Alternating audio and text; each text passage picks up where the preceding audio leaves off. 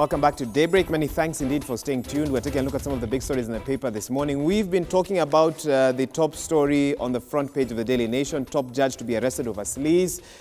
We're getting a lot of feedback from you. Juguna BK says, we all know how corrupt the judiciary is. Okay, I think that's a personal opinion though. But for some weird reason, nobody ever touches it. Most weird is that whenever we talk about separation of powers, it's always meant to defend judiciary and not any other arm of the government. Okay, let me see if I can get any other. You agree with them on that one? Okay, I'll try and get some SMSs and read them a bit later on. But I had referred you before the break to page 5 of the Daily Nation. Anne Waiguru is demanding, or she's given the Ethics and Anti-Corruption Commission a week to make public the outcome of investigations into an affidavit sworn by Josephine Kavura. The 2016 affidavit linked Ms. Waiguru, then Devolution CS, to the alleged loss of 791 million Kenya shillings at the National Youth Service. This comes barely a few days after an opinion poll by Ipsos put her at number 2 in terms of perception of sort of linked with corruption, according to Kenyans. 2010 Kenyans, I believe, were asked various questions by Ipsos, and they say that those are some of the results that came out from that. So she's then come out and said, listen, if this is linked with that affidavit, please release that affidavit, let Kenyans know what it is all about. Odhiambo, let me start with you, get your thoughts on this, and tie it with what you were saying before the break about how corruption must be fought to ensure that the war on corruption is not lost. Well, I think what she's doing is, if you ask me, is the right approach. Reason being is, I know she really came fighting. She came out fighting. I was watching our news the other day, and she was really upset, and she was fighting, you know, these are cooked results and all that. But truth be told, there are people now that when you talk about in terms of corruption, that everybody says so and so and so and so. And unfortunately, the reality is one of the names that will come on top. I wouldn't say whether it's number 1 or number 2 or number 3, but definitely based on what has been said before about Anne Waiguru, people see her as the high priestess of corruption. And that is why she is asking, I mean, I support her asking her move. Why? Because then, you know, when people allege issues about you, and then it is left hanging, it is never dealt with conclusively, then it will leave you, you know, you'll always be tainted in the public eye. And for me, this is actually one of the tragedies in fighting corruption, that it may either be politicized for or against a person. Like in the case of Anne Waiguru, you are not really too sure whether it was for or against her. But either way, there was an element of politicizing corruption. And that's why her move to ask for this issue to be moved forward, to be dealt with, and to be dealt with decisively. It's a good move, so that we also as Kenyans should also know, because I've seen every time issues of, you know, like the other case when the other time when they were arresting, you know, people for corruption, even when they went for Homa Bay, everybody was like, you know, this is a waste of time. This is going for the low-hanging fruits. Where's Anne Waiguru? That was happening all over, you know. You actually had those words. They were there. People were talking about it on Facebook. She has come out very strongly together with her legal team. She's never been charged in court. Exactly. She wonders so either way, charge Anne Waiguru or say that you investigated and she's not implicated. So if we must stop politicizing either for or against a person, in this instance, I wouldn't want to say whether it is for or against her, since I don't know the genesis. But what I can say is, the Anne Waiguru issue needs to be dealt with, and dealt with decisively. Okay. So that you don't have this air hanging around her that she's the high priestess of corruption. Thank you. Yeah. Honorable Elachi, come in. Well, first of all, I think first she was cleared. For her to vie as governor, I am thinking EACC had cleared her. So the other question I would ask Ipsos is, I wish they had waited. We do this lifestyle audit. You know, it's when you do the lifestyle audit, now you start coming up with names and you tell us how, then people start questioning, how did you get this? How did you get this? But then will the lifestyle audit be made public? Well, it will be made public, definitely. Because down to the assets of every individual. Why were you doing the lifestyle audit then? Who was supposed to know? I guess, because we must stop this thing of just waking up in the morning and saying, Bituzelachi is this. So and so is this. And yet if we are told the measure, how am I measuring to ensure governor is the most corrupt, DPs, I mean, all those names that just flash out. What do I measure? Or is it perception? It's perception.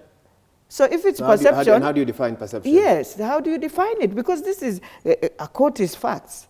We don't go with perceptions. And that is one thing that we need to, and the opinion poll institutions should start asking themselves, are you using perception? Then tell Kenyans, it is the perceptions we find, I mean, when you ask a Kenyan, the perception they see upon so and so is this. Actually, but if we are saying facts, then somebody will take you to court, and you must now come out clear and say, yes, you are corrupt because you have this, and you stole it this way. You have this, and you took it in this manner. You have like that. To what extent? I think the opinion polls really are about perception. They are not. That's my understanding. They are not about facts. It's about calling you, Honorable Elachi, and saying, who do you think is the most corrupt person in Kenya? And the truth of the matter is, whenever you ask Kenyans, let's not pretend. There are names that will pop up. There are names that will pop up. But what we are saying is the names are popping up because the investigative institutions are doing a poor job. Like if you're looking at the case of Anne Waiguru, her name was thrown out there. And once her name was thrown out there, what is the conclusion? When was she charged? Where has the matter ended? But her name is out there. So in the court of public opinion, we have judged her as corrupt when we really don't know what the facts are. Because most of the people that were probably questioned in that poll have probably not met any of the people they said were the most corrupt. How crucial would you say the role of the media is in terms of setting sort of the perception agenda?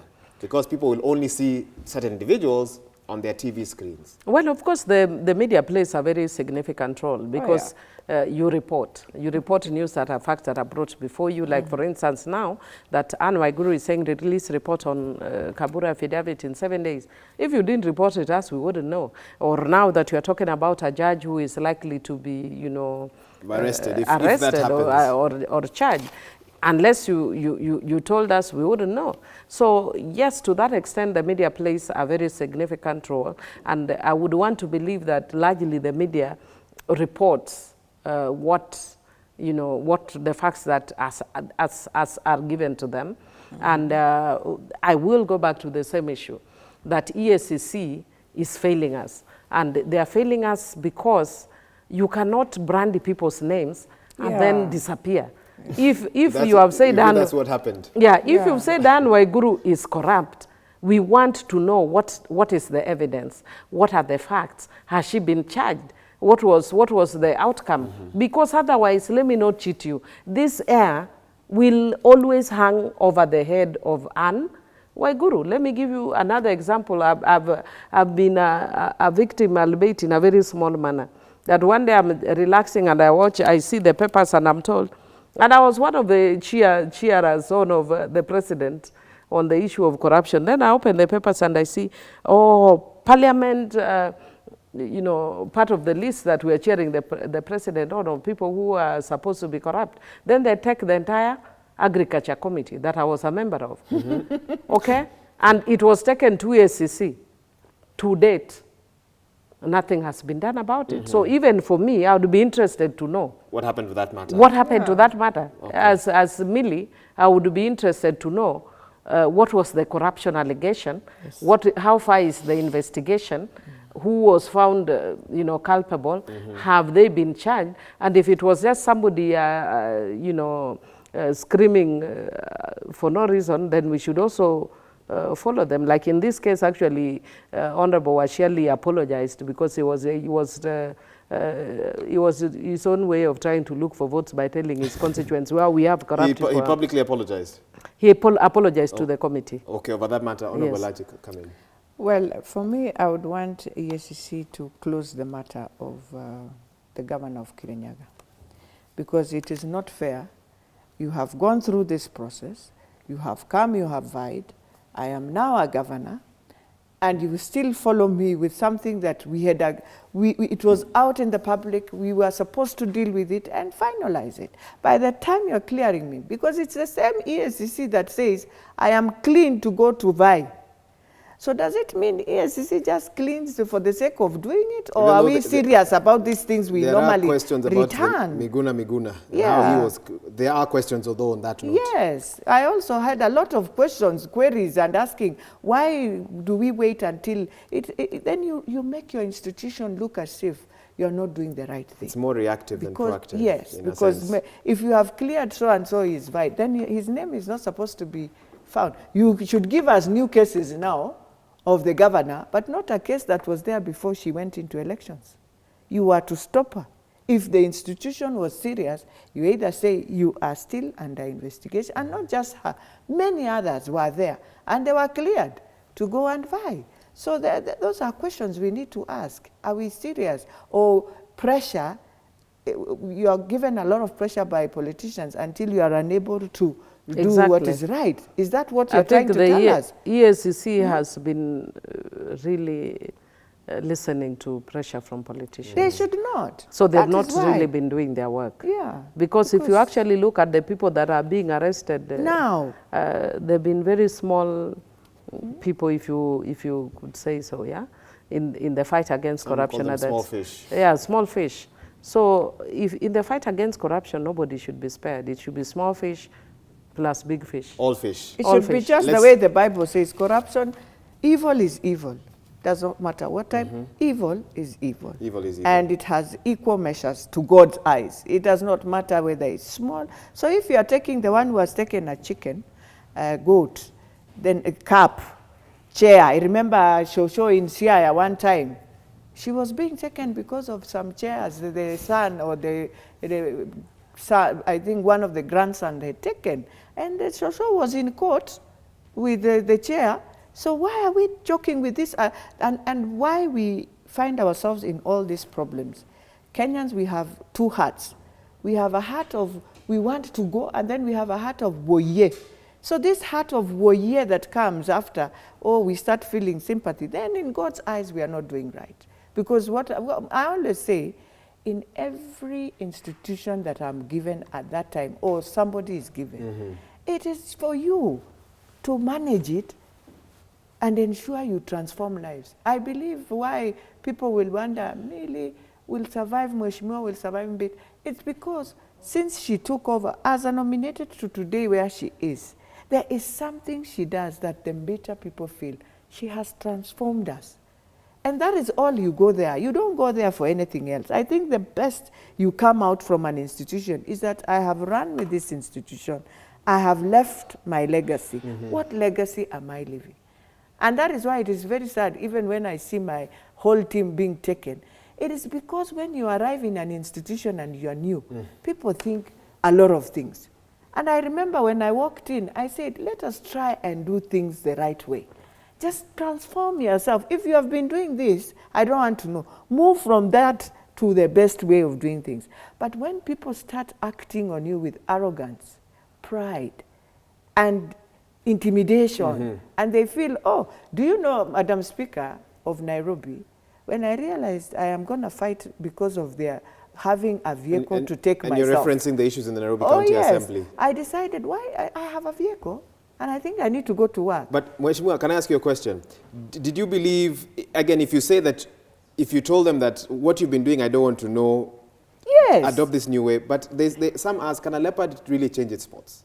If there was a way they had gotten accustomed to work, they could. There are allegations. They could change, yes, they couldn't change. But those are short of a miracle at Damascus.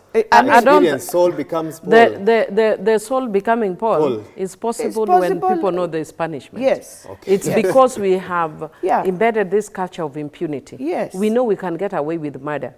But the moment, I'm telling you, the moment that one person lands in prison, it will send a very strong message to the others that are corrupt. They'll know that there is punishment for being corrupt. But right now, if you go, especially our counties, most of the counties all over the country, if you actually look at the way they are operated, they are so corrupt. And they are corrupt because they know nothing comes out of it. You steal and you get away with it. Let's even not call it corruption, because corruption, somehow we've made it look like a very fashionable thing. Like the way I can go and buy a dress at Mark and Spencer's and feel like, oh, this is a Mark and Spencer or Lord and Taylor. No, it's not that. It's just theft, plain old theft. Plain old theft. When you are corrupt, you are a thief. And I think that's what Kenyans need to know. And then also I've always had people talking about these things, saying that we can't do a lifestyle audit because there's no legal framework. Let me tell you, if the investigative arms are serious, don't use the word lifestyle audit, but use what somebody has as an indication of probable theft. So follow it using plain old offenses in the criminal. Innovate. Yeah, in the penal code. Just say this guy has stolen, and then say what is proof that the guy has stolen. We go and find that you built, new apartments when with a salary worth 2,000. Tell us this miracle business that we are doing. Because so many Kenyans are unemployed, it would be very nice for all the youth of Kenya to get into this miracle employment that you've been involved in, that has enabled you to build apartments where your peers with the same salary are. And they're not even able to eat. They are not able to eat. Their basics, and for a lot of it, it's also in terms of years. Because somebody was telling me the other day, oh, stop being jealous about people who are doing well. No, I'm not jealous. I am very content with the little that I have or the much that I have. But you cannot use public offers to enrich yourself. A lot of these guys within a period of 4 years, if you look at what they have amassed, somebody just came in as an MCA and is building hotels, is building I don't know what. Where are you getting this money? That is and a question. If you are doing very excellent business, then any investigation will just show us that, yeah, you are just a very good entrepreneur. But if you're a thief, we'll just know you're the good plain old thief. Fair enough. Washmu, allow us to switch gears, because if we don't, we'll miss out on one big topic, one of the big talking points today. On the front page of both the Daily Nation and the Standard goes with the title, Uhuru and Trump set for key talks today.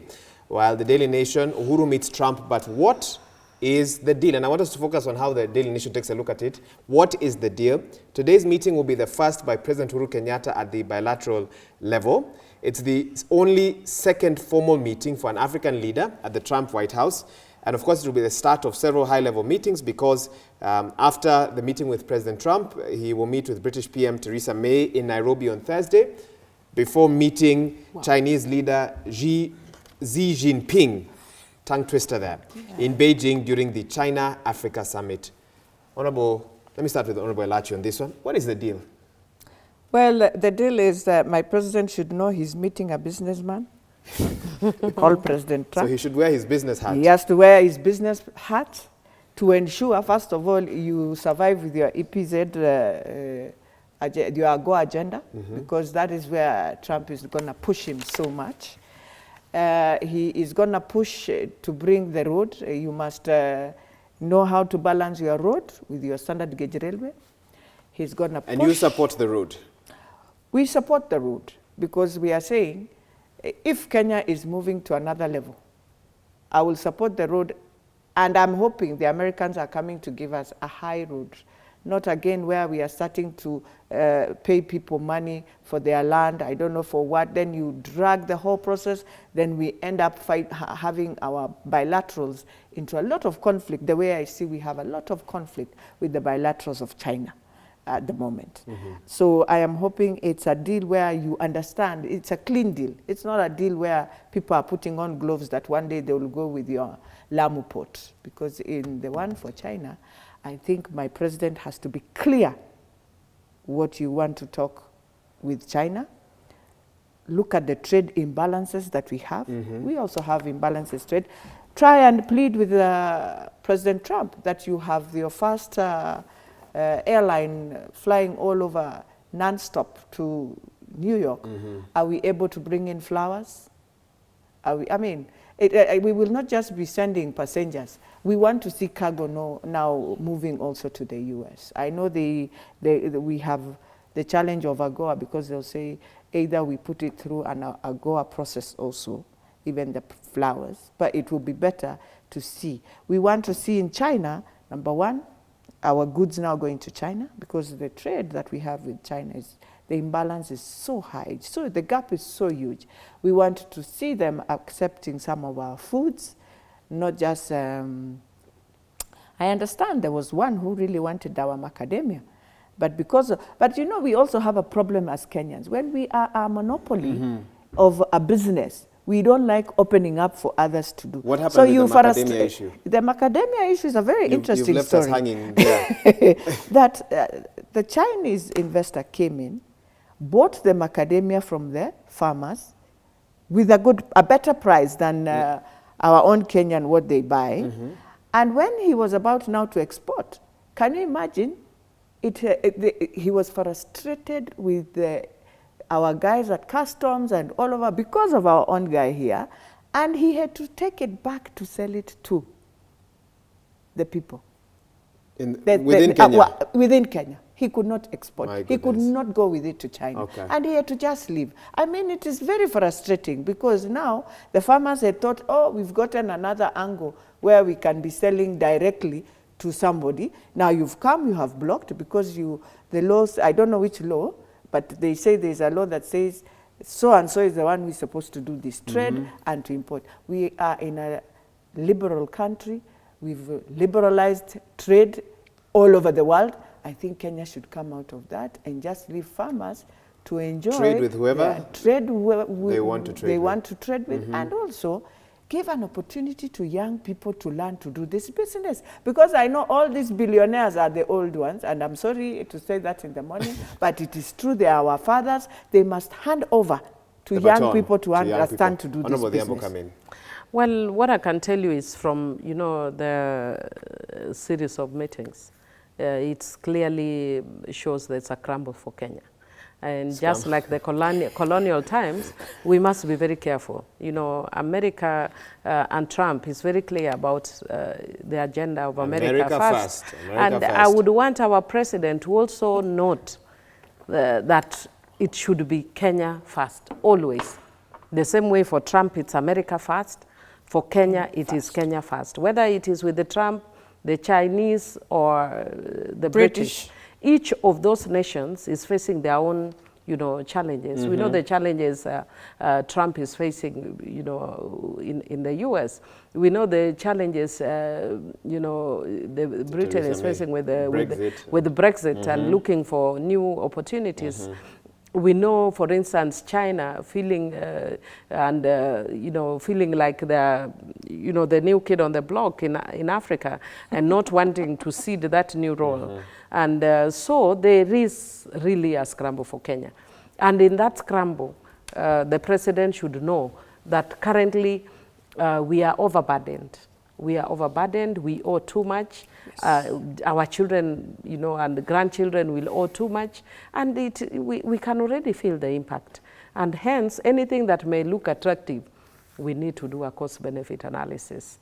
Whether it's the road or whatever it is, it may look very attractive and may look like, oh, this is so many roads. But again, as we had said earlier in this program, how do you relate this road, for instance, that America is offering to the standard gauge railway? Is it going to kill the standard gauge railway that we have not already seen the benefit and we are still paying, you know, for its establishment? So I think for me, the president needs to be very clear and should not be intimidated by these superpowers. We need to create Kenya as our own superpower. As our own superpower. One thing I know, he won't be intimidated, but he should not also feel that because we are under a lot of pressure, that we have to go through their pressure. I think he also needs to stand and also ask, what are they releasing? For example, if I don't want to talk much about Trump, because I think this is the first time he's meeting, but I think in China this will be the second time he'll be meeting the president. And for him, he has to request also so that China can also look at the debt we owe China. What can they do to ensure that we don't go so much into a lot of debt again, but we have a partnership where we say, now that I owe you this, I need to bring this in your country. And I mean, 1 billion people, if you're able to export a few things, you'll find yourself now paying your debt clearly. without even having a lot of negotiations, as long as they open their road, that also our goods, we are able to export goods from Kenya to China. We've actually seen countries like Malaysia saying they want to relook at their deals with China. Yeah, exactly. Could this be an opportune moment for the president I think to so. say, I wait a think minute, so. We must look at that trade because imbalance. of the imbalances too much. What is Kenya getting out of it? China has gotten so much out of us. So much. That even us as a country, we need to now start relooking. Yeah. And even in terms of how it relates to our own local, partners. And where we are putting ourselves, as a country. I think really this is an opportune time, if I was a president, to do more of the listening than making firm commitments. Okay. Yeah, because you're meeting a series of these guys who is giving you a better deal. Don't commit first. Kenya meet everyone. First. Meet everyone first. Yes. Come back. And then Put decide. Kenya first. Let's take a look at the cartoon. I don't know if we can get both. If not, let's take a look at the one in the Daily Nation, page 14. Let me just also get that here for you, Honorable Odhiambo. You can take a look at it here. So which way forward? The train in the background there is Kenya's development plan. We can see a representation of Theresa May, a representation of President Trump, or at least America and the UK. I don't know where China is. This non-designated. China is a straight road ahead, but the UK and the US are trying to move the train or Kenya's development their way. And I guess Honorable Odhiambo scrambled for Kenya is the appropriate way to describe that particular cartoon. Is that what is going on? That is absolutely what's going on. So what makes, sorry, this might seem like an obvious question. What makes Kenya so special, and do we know it? Why are they scrambling for us like this? What? Oh, Kenya is so special. Wow, in Africa? And do we know it? You can be special We in do. people and we don't know it. The only thing is that we have not sat down and asked ourselves that why is it that everyone just wants to come Kenya?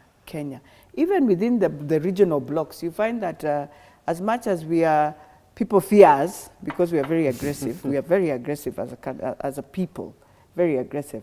But the good thing is that we have this mark on us. I think it's a mark that God gave Kenya. Whether you like Kenya or you don't like Kenya, you have no choice but to land here before you go anywhere else. Why? If we just bring our act together and deal with this corruption, this is Europe in Africa.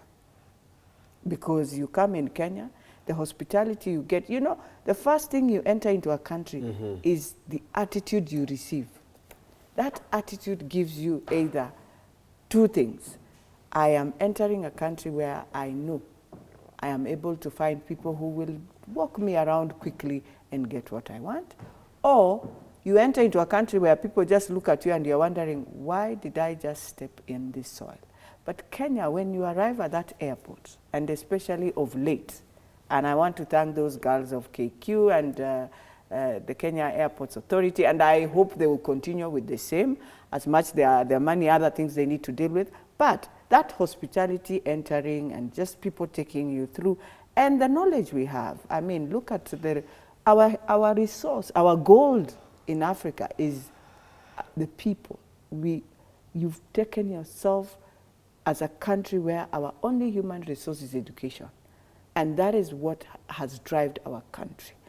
And when anyone arrives also, the ICT, which is the latest thing on the block, you land in Kenya, that's the first thing. You arrive and you're still on, you're still connected. But you arrive in Ethiopia, you'll be connected after 7 hours. Okay. With a lot of We strain. should be careful. They say that Ethiopia is really coming up. Let me give you a final word on this. What makes, at this point, with that kind of cartoon, what makes Kenya different? Well, and do we know it? Geopolitically, we are very well placed.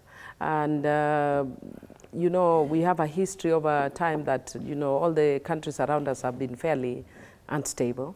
And Kenya has been the most stable politically of a long time, except, of course, for the last 3 elections that have set us sort of on a wrong path. But we have regained composure. But then also economically, we have been on the right path. So we have been fairly stable. A lot of these countries have actually invested in us. And there are many opportunities, for investment, strategic investment, whether in terms of military or trade. with Kenya. But again, that's why I'm saying that we must be very careful as a country, that if you look at around us, Rwanda is quickly overtaking us, other countries around us, Ethiopia. And so if they get the other issues right, like their democracy right, we will be history. Attitude. We will be history. If Rwanda got their democracy right, they'll be way ahead of us. If Ethiopia got their democracy right, they'll be ahead of us. They'll be getting ahead of us. I worked in a lot of those countries before I joined parliament a lot of times, and I have been there back since then. And I can tell you the transformation that I'm seeing there. It's really Kenya, we kind of almost stagnated. You get the feeling we have a very small window.